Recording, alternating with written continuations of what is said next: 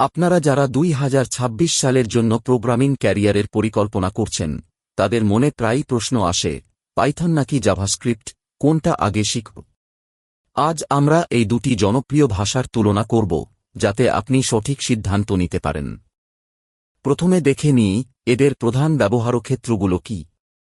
Python data science, artificial intelligence, machine learning এবং অটোমেশনে অসাধারণ।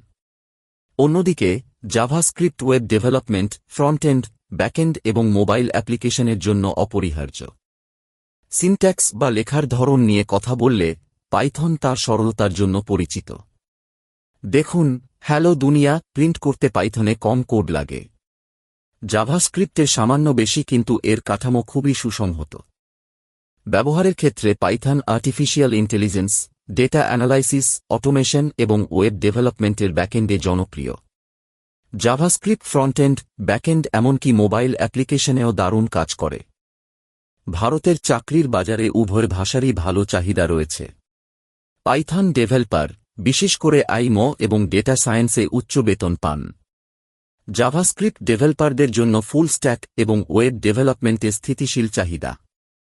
শেখার ক্ষেত্রে পাইথন তুলনামূলকভাবে সহজ, বিশেষ করে যারা নতুন প্রোগ্রামিং শুরু করছেন। জাভাস্ক্রিপ্টও দ্রুত শেখা যায়, তবে এর ইকোসিস্টেমে অনেক ফ্রেমওয়ার্ক ও কনসেপ্ট থাকায় প্রথমে একটু জটিল লাগতে পারে। তাহলে কোনটা আগে শিখবেন? যদি আপনার লক্ষ্য আই বা ডেটা সায়েন্সে হয়, পাইথন দিয়ে শুরু করুন। আর যদি ওয়েব ডেভেলপার হতে চান, তবে জাভাস্ক্রিপ্ট আপনার জন্য সেরা পথ।